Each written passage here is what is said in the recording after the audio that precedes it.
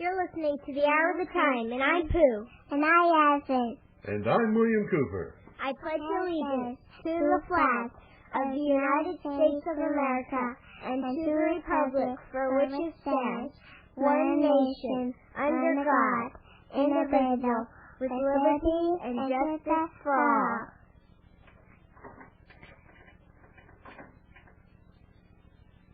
Don't go away. We'll be right back.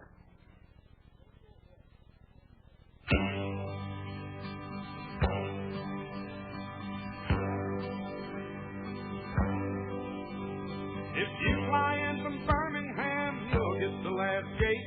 If you flew in from Boston, no, you sure won't have to wait. And I'm learning a little more every day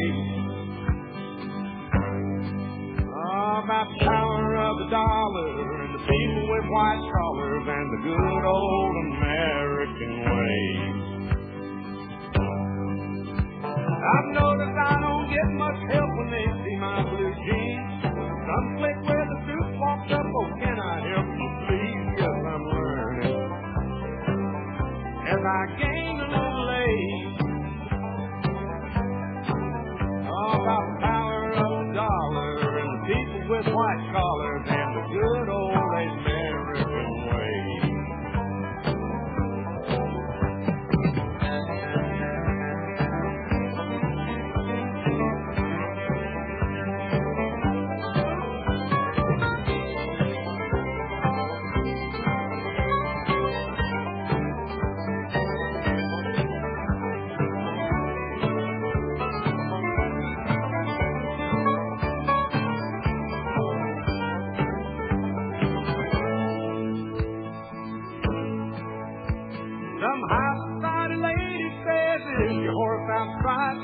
No, ma'am, he's between my legs, but you're too fast to ride, and you're learning a little more about my way. What I think about your dollar and your white collar and your good old American way. If you don't like my nudie boots, I'm sorry about that. Don't make fun of my hat, get knocked flat and learn some more. If you ever pass down our way about the folks without the dollars and without white collars, hell, they are the American way. Do it!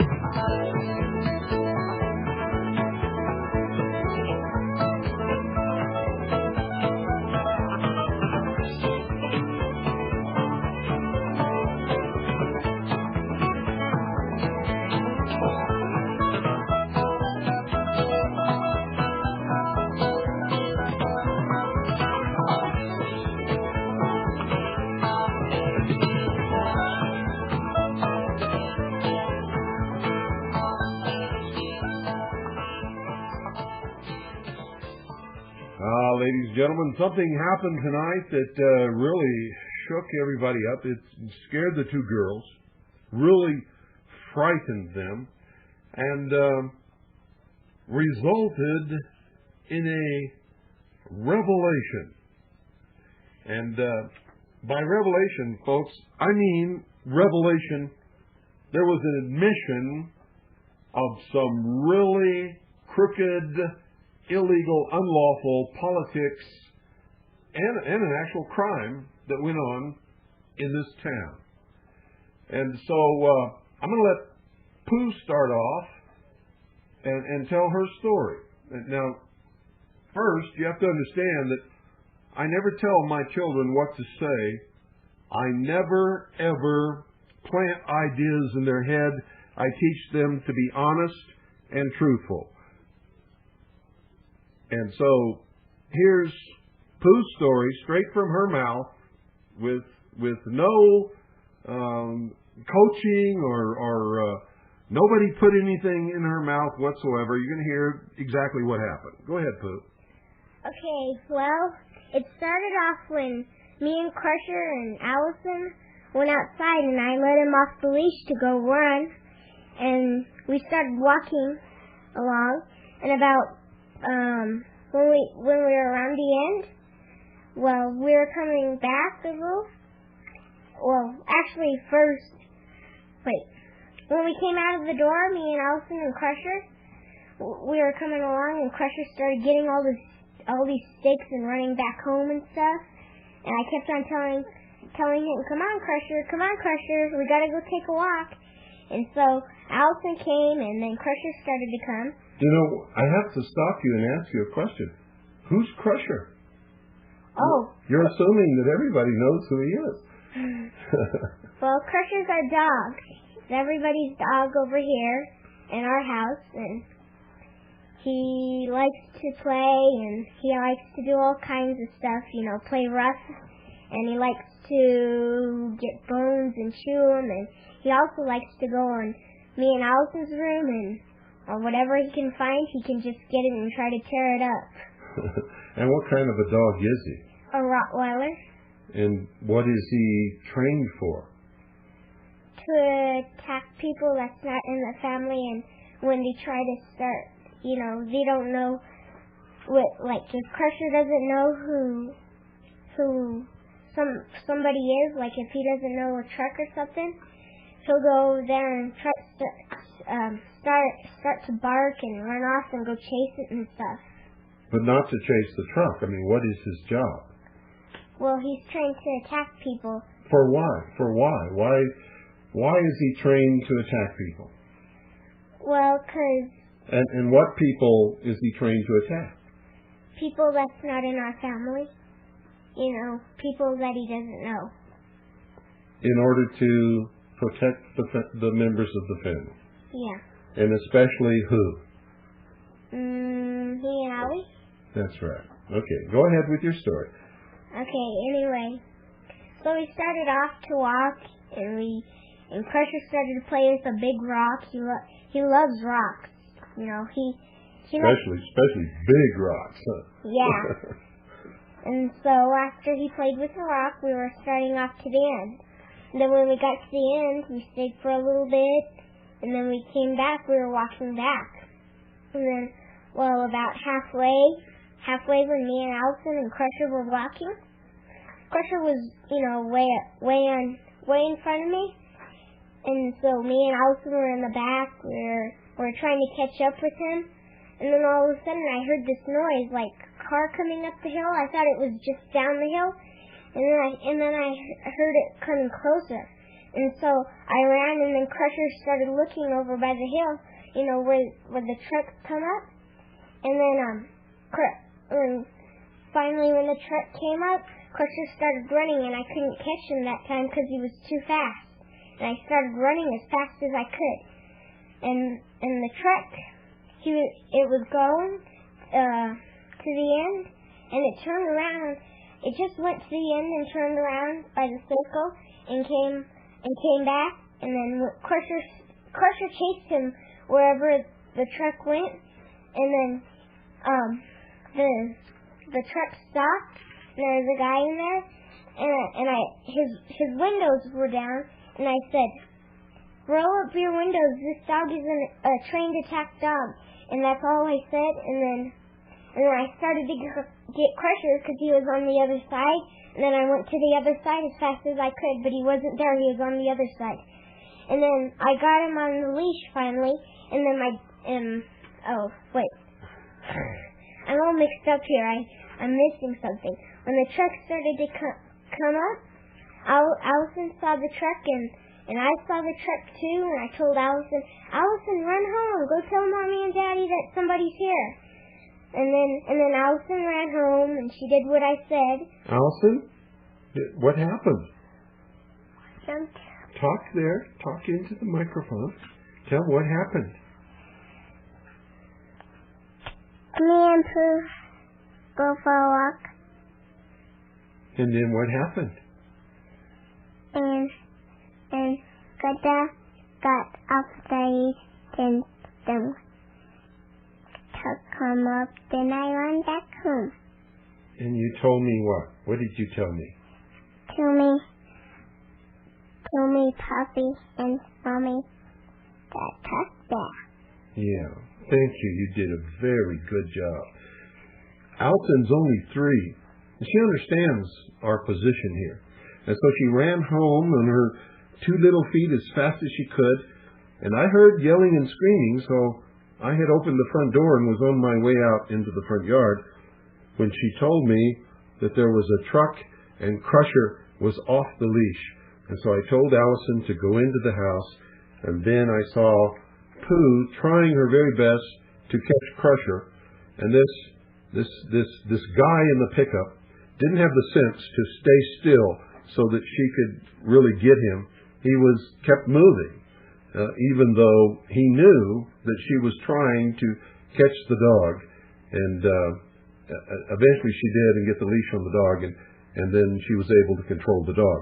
Because once she gets the leash on the dog will obey her unconditionally. But if he's off the leash and he believes that these children are threatened, he will do anything to prevent them from being hurt. So then what happened next, Pooh? Well, I got him on the leash, and I looked back to make sure that Allison was going home, just in case she turned around and she wouldn't tell Mommy and Daddy, and just in case, that way she wouldn't, the guy wouldn't come out and try to go get Allison or me. And so I looked back and she was running home. Dad, I gotta watch my movie. You gotta watch your movie? Okay, you go watch your movie, honey. We'll see you later. Bye-bye. Anyway, I got, where was I? Thank you, Allison. I know where I was. Wait, I don't know where I was. You were walking back with Crusher after you saw that Allison had run home and done her job. Oh, yeah. Okay. And then I got Crusher, and I took him back home, and I started running, and I took him back home as fast as I could. Before I got home, my heart was beating as fast, maybe as fast as I was running, but I don't think it was. And I was breathing so fast, I almost couldn't breathe. I was out of breath. And then I felt like I had blood in my mouth. And were you afraid? Yeah, I was afraid that Crusher was going to bite someone. And you did a wonderful job. I have to tell you that most little children wouldn't have had the presence of mind to be as responsible as you were. And I thank you for that. And I think it's just absolutely wonderful. You're welcome. Okay, you can run along with your sister. I just wanted everybody to hear what brought the rest of what happened on. Oh. Thank you, sweetheart. You're welcome. Okay, I got it. You can jump down now. And so, folks, as you can see, the children were terrified. And they were terrified for a couple of reasons. Not just the fact that someone came up the mountain who may have been bitten by Crusher. See, the dog is trained to protect any member of the family, but especially the children. And they had let him off the leash so he could run. He's a big dog, and he needs exercise. And Pooh managed to regain control of the dog. They were afraid because of the situation that we are in, that we never know who it is that's coming up the mountain. And whoever it is, if they're just an innocent person, could be hurt because of the situation we're in. For instance, if they come in or up the mountain, anywhere around our home, when the federal government decides to come and try to kill us, they will also be killed, because that is the pattern that the federal government has established. Whoever's here is going to be killed, and we do not want anyone to be hurt simply because they were here. We don't want that to happen. We don't ever want anything like that to happen. We don't know who these people are. They may be a member of one of the alphabet agencies. They might be a member of the Internal Revenue Service, of the Federal Bureau of Investigation, or the Alcohol, Tobacco, and Firearms. Just coming up pretending to be enjoying the view. And so we always go out and ask, who they are, what they're doing, and why they're here. We have a right to do that regardless of what anybody says under the Neighborhood Watch Program. The Neighborhood Watch Program, which is endorsed by the city we live in and by the state of Arizona. We have a right to ask anyone who does not have an obvious reason for being up here, why they are here, who they are, and what they are doing. We have the right to do that. It's called the Neighborhood Watch Program. And we are members of the Neighborhood Watch, our neighborhood. We're the only ones up here. We're the only neighborhood. We've also contacted many of the property owners who own property up here, and we have learned from them that they don't want anybody walking on, driving on, tearing up, digging up on their property, or dumping on their property. All the property up here is private property, and there is no trespassing. Whenever someone comes up, we always go down and approach them very, very politely. We ask them who they are.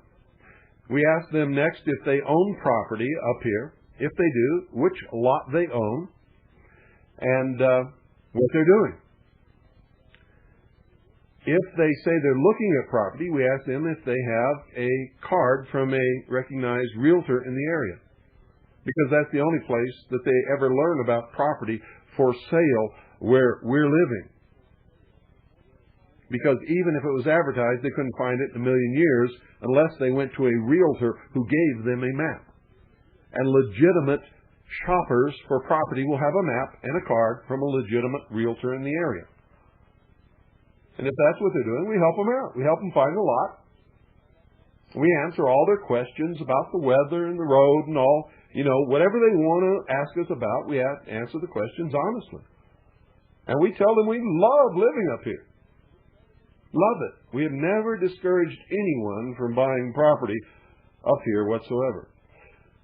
If they don't own property up here, if they're not up here looking for a piece of property to purchase, and if they were not sent by a recognized real estate agent in the area, then we tell them that all the property is private property. There's no trespassing, and we ask them to leave. Very politely. We have never threatened anybody or anything else.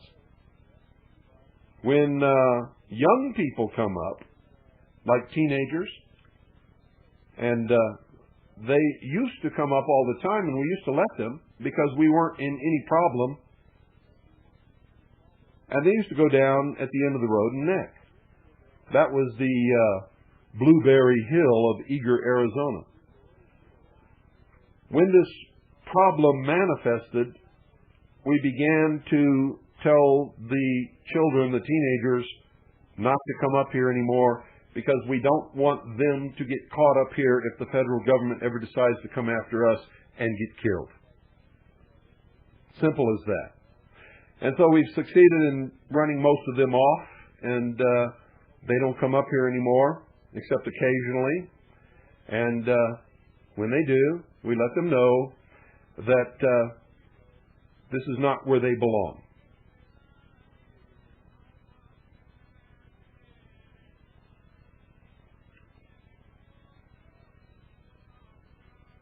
Now, ladies and gentlemen, I'm going to tell you what happened today right after this, and listen carefully because this will give you some indication of what it was all about.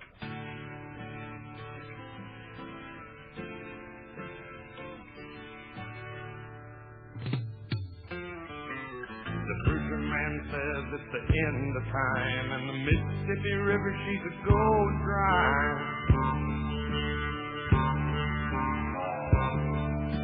The interest is is up and the stock market's down, and you're only getting mugged if you go downtown. I live back in the woods, you see, a woman and the kids and the dogs and me. I got a shotgun, a rifle, and a four-wheel drive, and a country boy can survive. Country folks can survive.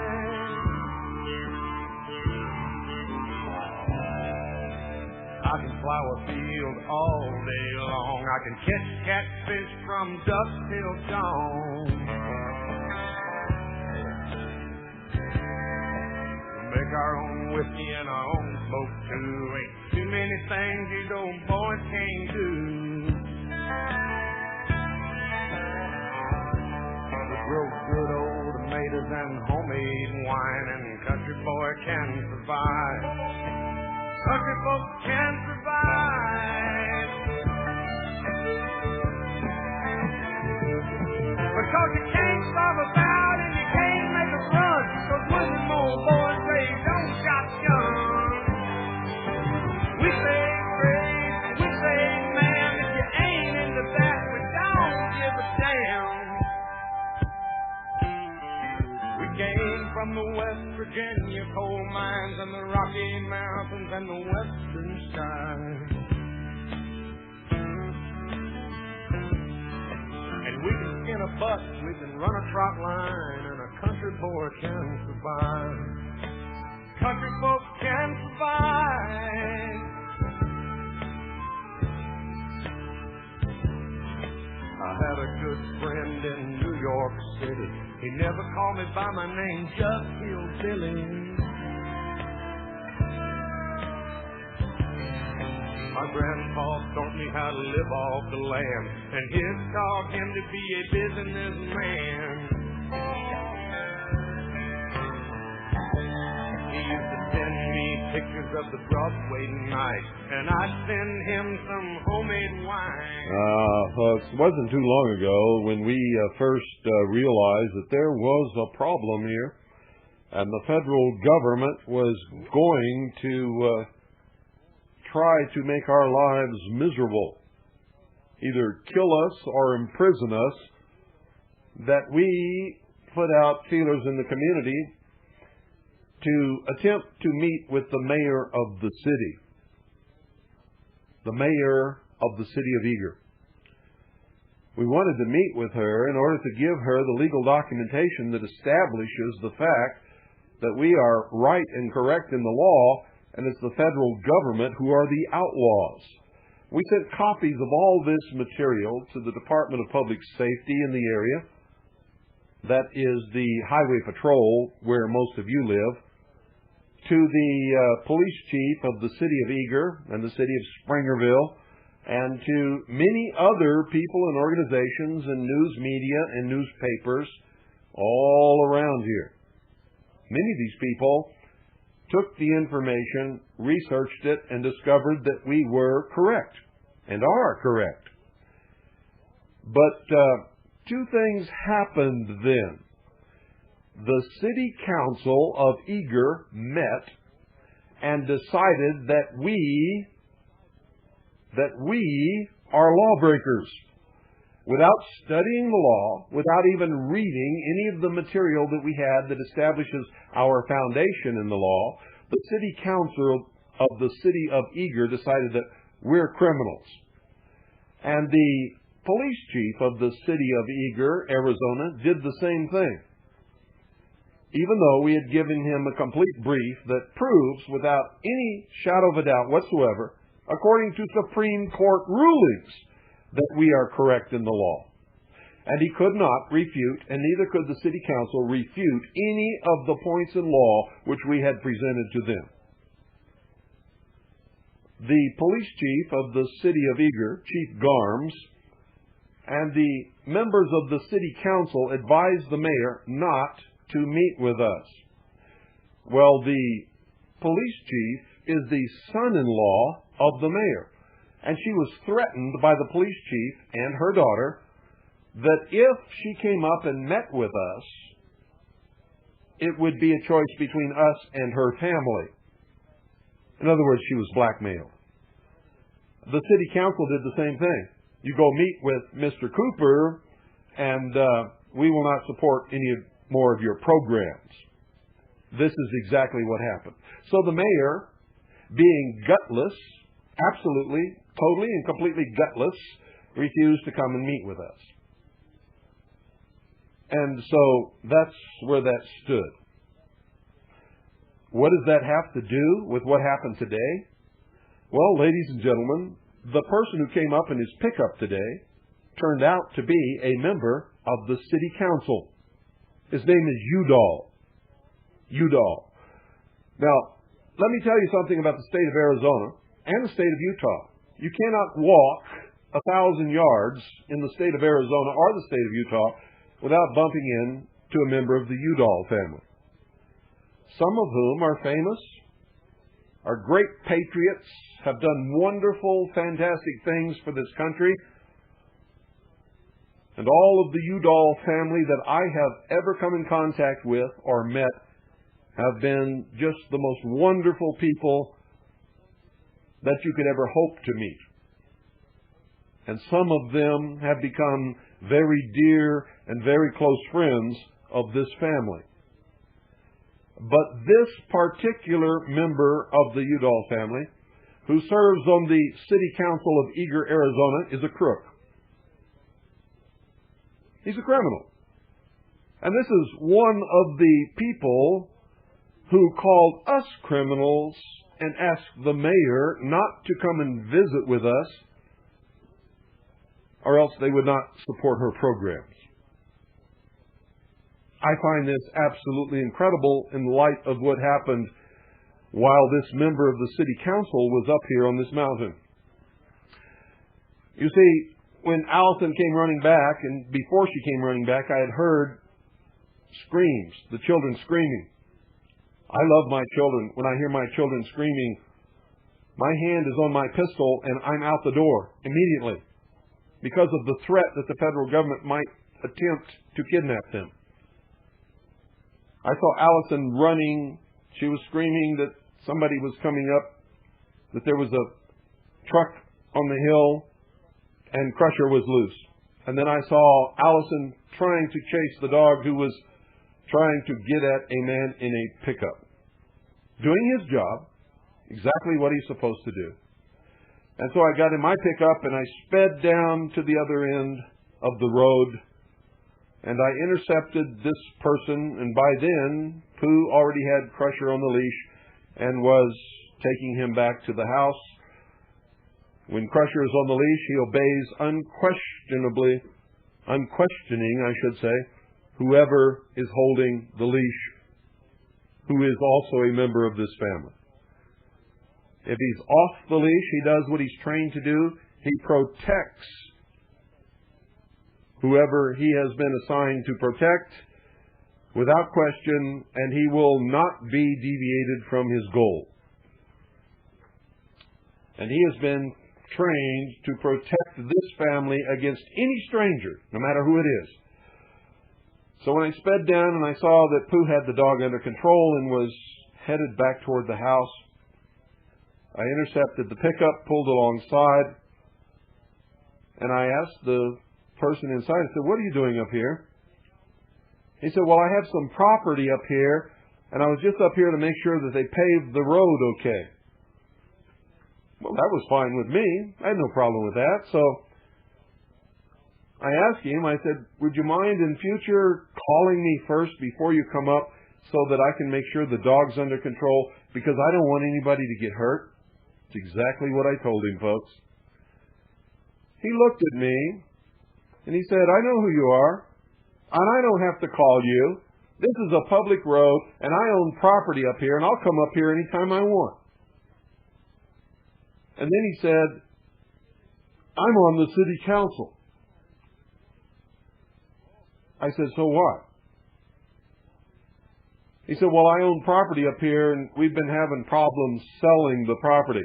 Well, that's not news to me. Anybody who owns property up here, while there's an infamous or famous or renowned or or villain, whatever you want to call me, up here, who lives up here, whom at any time could be attacked by the federal government in all their might, just like they attacked the Branch Davidians, it's going to be hard to sell property up here.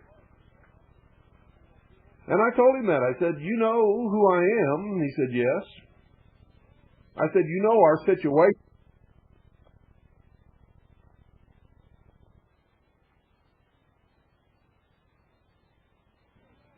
I said, you know you're not going to sell any property up here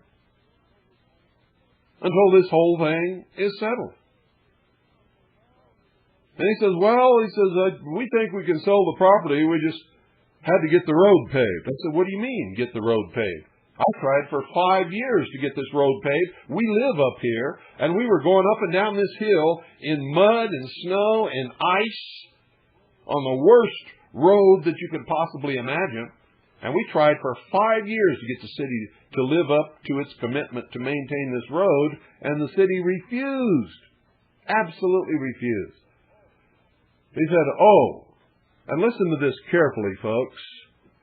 He admitted he was a crook right to my face, and he had no shame about admitting it whatsoever. He said to me, we need to sell these 2 lots, and he pointed right there. The 2 lots closest to the fork in the road at the top of the hill. So we needed to sell these 2 lots, and so I had the city council pave the roads because nobody was going to buy these lots until the road was paved. That infuriated me. I became furious. You see, I was wondering why all of a sudden after 5 years the city came up to pave this road. We're the only ones who live up here. It costs a lot of money to do it. In fact, I was getting ready to sue the city because the lack of maintenance on the road had caused us to lose a lot of our property where the non-existent proper drainage has eroded away quite a bit of the lower portion of our property. But even telling the city that had never put a dent in their resolve not to pave the road. But here was a member of the city council who belongs to a very famous political family who told me to my face that the reason that the road had been resurfaced was that so he could sell 2 lots up here on this mountain. It made me sick. You see, we were glad to see the road resurfaced. It makes our lives much easier. But ladies and gentlemen, if the road was resurfaced so that this man could sell some property, I prefer that it not be surfaced ever. I would prefer to come up and down in the mud and in the snow and in the ice and never have it resurfaced. Because what is happening in Washington, D.C. is a direct reflection upon what City Councilman Udall has done right here with this road, and he's not the only one. And I'm not going to forget about it, nor am I going to let it rest.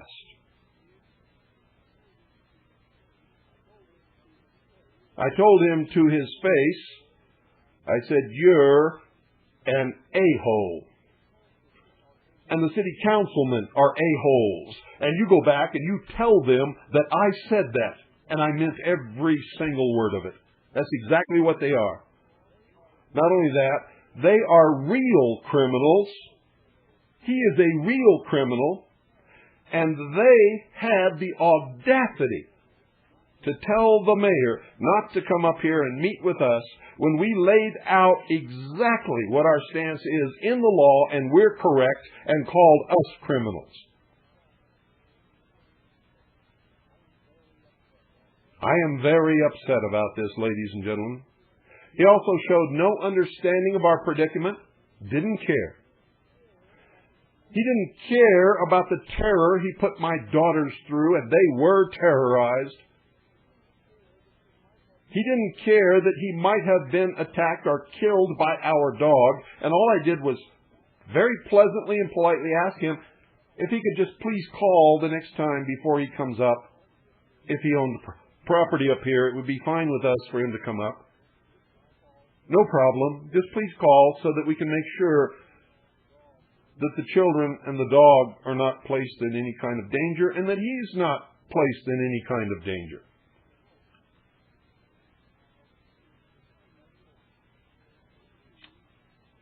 And he told me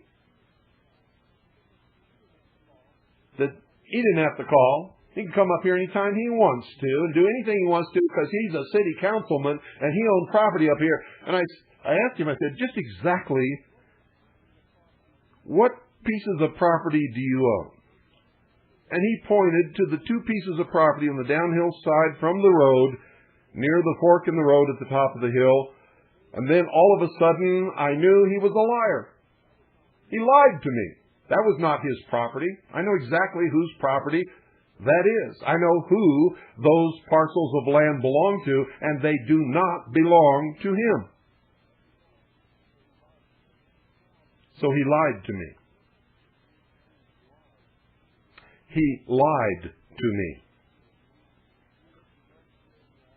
I looked him right square in the eye and I said, you make me sick. You all make me sick. Get out of here right now. And he did, and that was the end of it. He thinks. But that is not the end of it. I am going to write an extensive piece for the Round Valley paper, and I know Glenn will publish it. If Glenn doesn't publish it, I will print up thousands of copies myself and make sure that they are delivered to every door in this valley.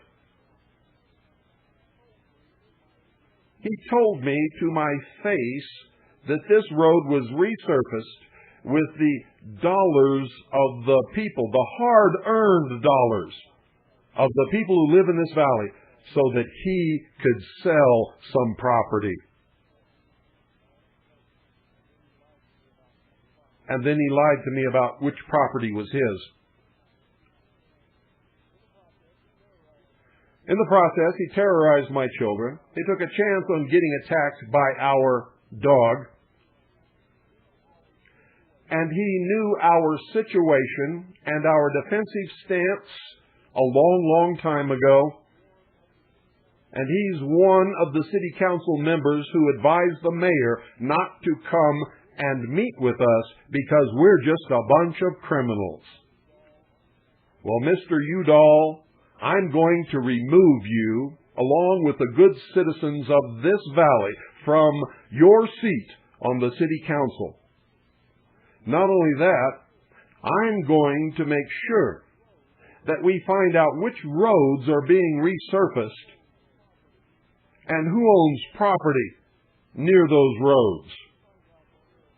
And if we find out that there are any criminal violations, we are going to insist that you are prosecuted to the fullest extent of the real law.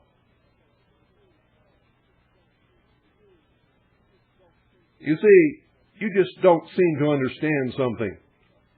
If I'm not afraid of the tremendous machine of the federal government, what in hell would ever even begin to convince you that I'm afraid of you?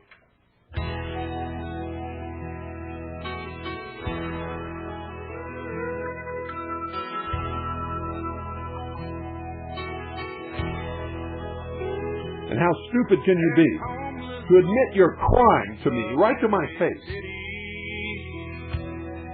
Big city crime in every little town. There's people making money off Jesus, and taxes dragging everybody down. There's politicians kind of stretching the truth, and farmers are getting pulled up by the roots, and pushers telling little kids high's the only way. Oh, welcome to the USA today. It's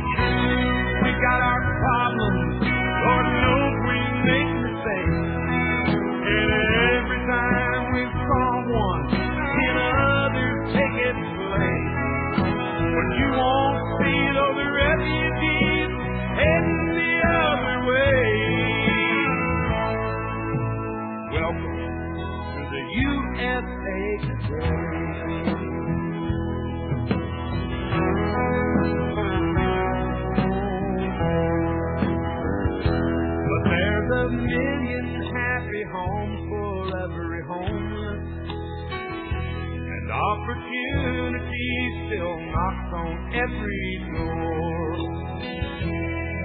Our younger generation's really shining, much brighter than they've ever shined before. We've got the right to vote our leaders in. Yeah, we've got the right to vote them out again. And we're all free to speak our mind and not get locked away. Welcome to the USA today. It's true we've got our problems, Lord knows we make mistakes, and every time we solve one, 10 others take its place. But you won't see those refugees heading the other way. Welcome to the USA today. That's right. Welcome to the USA Today. What's wrong in Washington, D.C. is a direct reflection upon what Mr. Udall is doing here in the Round Valley of Arizona. It's what's happening in every city and town across this country. How in the world can you have honesty? Can you have morals? Can you have ethics? Can you have truth in government on a national level when you don't have it on a local level? And when you all turn your eyes away from it and pretend that it doesn't exist. This is the same city council that stopped a prominent member of this community, good member of this community, from giving a place to the homeless to live on his own property in a travel trailer that he had on his own property, rent-free, just to help some of the homeless get off the streets. This is the same city council that prevented him from doing it, that evicted the homeless from that travel trailer. And they did it because of zoning laws, because, as they stated clearly in the city council meeting, that if they allowed Glenn Jacobs to help out the homeless by giving them a place to live in a travel trailer on his property, rent-free, until they could get back on their feet, their property values would go down.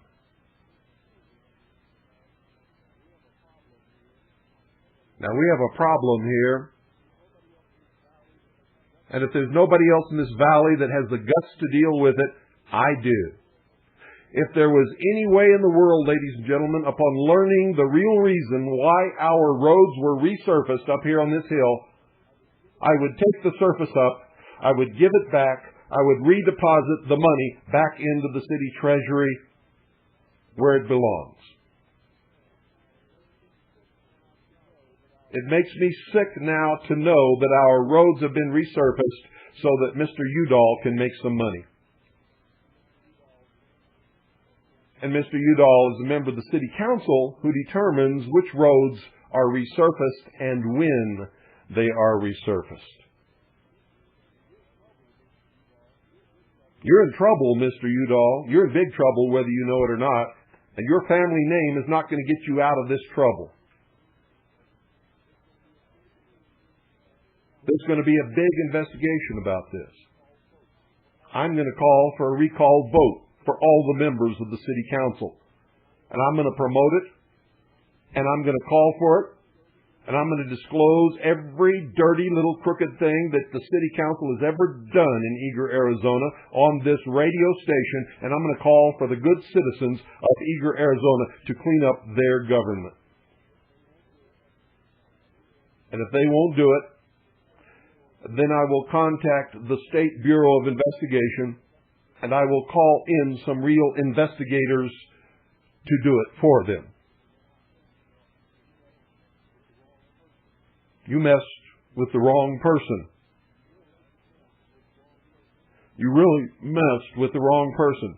And the way you messed with me is by disclosing to me that over 5 years of trying to get these roads resurfaced, we were denied. We live up here. We're the only reason that these roads should ever be resurfaced whatsoever, and we pay all of our lawful taxes, including property taxes, to the state of Arizona that pays for roads to be resurfaced. We're the only reason for these roads to be resurfaced, but when Sal came up here and told me he was going to do it, I knew that we were not the reason. I just could not figure out why, and I expressed that feeling to everybody, including your brother. And then, Mr. City Councilman Udall, you came up here today and told me the reason. You told me to the reason with no shame, no hesitation, to my face, that the reason this road was resurfaced was so that you could sell some property. That is a criminal act. It's a criminal act, Mr. Udall. And you're going to pay for it. You, Mr. Udall, are going to pay for it. The phones are open, folks. 520-333-4578. I hope somebody from the Round Valley has the guts to call tonight. I don't know if they will or not. 520-333-4578. I have a feeling that most of them won't, because Mr. Udall belongs to a prominent church in this valley, which appears to control just about everything that there is, and discriminates blatantly against people who do not belong to that church, despite the fact that they should have learned their lesson in the 1800s that you should not do that, based upon their own experience of being discriminated against. Good evening. You're on the air. My name is John David. I'm a newcomer in Springerville. And Bill, I think what you are doing is outstanding. Outstanding. I support you 100%. And I will make myself available to you at any time to deliver any messages anywhere in Springerville, or eager to bring this to everyone's attention. Well, thank you. I really appreciate that. If you'd call this number tomorrow and leave, don't say it on the air, but if you'd call this number tomorrow and leave your name, address, and phone number, we'll certainly take you up on that. I will do that. And we really appreciate your help, and I also appreciate your guts. Thank you, sir. You're welcome. Have a good night. Thanks for calling. Bye. Well, there we go. Off to a good start. 520-333-4578 is the number. Good evening. You're on the air. Hello, Bill. Yes. Yeah, this Gary calling. You know this Udall guy you're talking about? Uh-huh. In 1966, I graduated from high school. My high school teacher worked in the White House. She was a page. Yeah. And she said, she told the class, she was my government teacher when I was a senior. She said, these people that's in the White House are not who you think they are. She said, pay attention to what is going on around you. Notice things that's going around you locally, you know. Well, you know, she pounded in my head that at that time we had some cabinet members named Abraham Rippikoff. Uh-huh. Remember that jerk? Okay, we had Sturt Udall. Would this guy be any relation to Sturt Udall? I don't know, but knowing the name in the area probably is. Well, he was from there, from your state, and he also, I'm pretty sure he was from your state, Arizona, and he was one of the cabinet members at that time, President Johnson. And he, people think we have hoodlums in there now. We had them back there at that time. Then we had the big hoodlums in there. Well, that's when it started, was back then. President Roosevelt began the destruction of the nation and the socialization of the United States of America, according to the Marxist Marx and Engels Communist Manifesto. And Harry Truman took it and ran with it, and it's been ongoing ever since. Now, I know that Stuart Udall did an awful lot of good things for this country. Just because he was a cabinet member at that time doesn't mean that he was a bad person. Well, and just because Mr. Udall and the City Council of Eager, Arizona is a crooked politician doesn't mean that the whole Udall family is a bad family. I happen to know a lot of the members of the Udall family, and they're the most wonderful people that you would ever want to meet, and some of the most honest people that I've ever met. Well, at that time, though, during the Vietnam War, about as soon as I got out of high school, I was drafted, and about 5 months later, I was in Vietnam. Mm-hmm. And they talk about corruption over there, our military. You know, here I am in training, says, I want to go to Vietnam. I want to kill the Viet Cong. I thought, how sick are these people? Before I know it, I'm over there.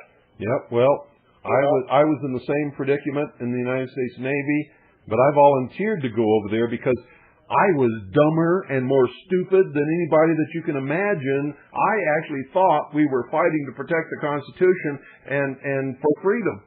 Well, Bill, I'll tell you what, I didn't volunteer to go over there, but when I got over there and saw what was going on, I thought, what a bunch of sick people. That's exactly what I thought when I got over there and began to open my eyes and see the reality. Well, it's like me now.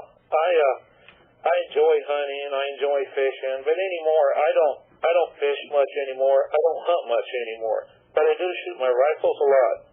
Good for you. Good rifles. Good for you.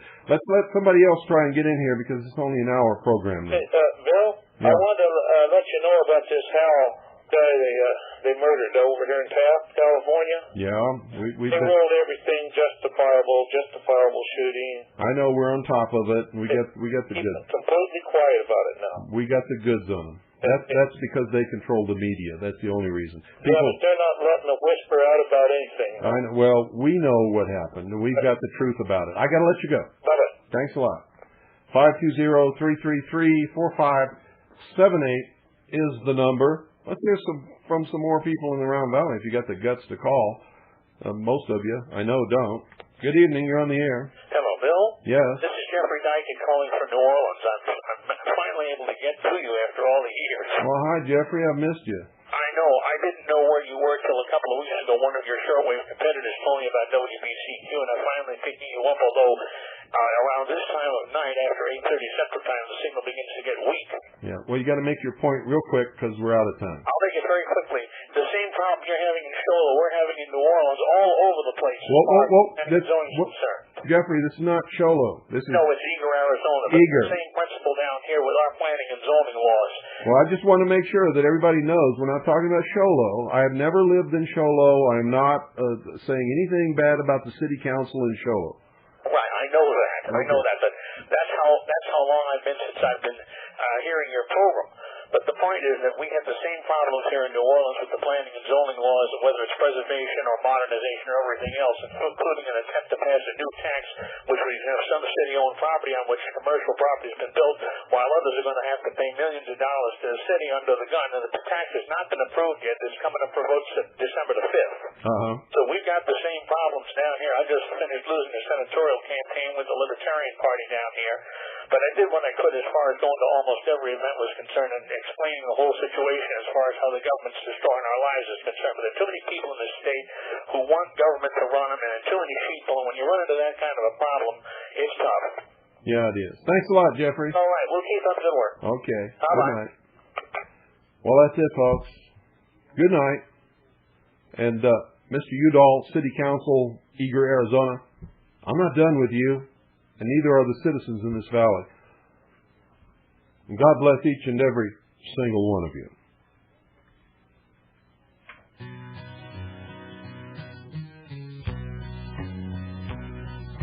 People, I think it's time we stop this running around. This world is going too fast and we'd like to slow it down. Don't let them talk you into doing what you don't want to. Just learn to say no and learn how to refuse. 'Cause you don't owe nobody nothing except God above. Go out and go after the things in life you love. Don't try to force it. By the way, folks, the property that Mr. Udall pointed to that did not belong to him belongs to his mother and father. Never try to fool you. You can make it to the top, but only you'll know when to reach. And I am not just talking 'cause I practice what I preach.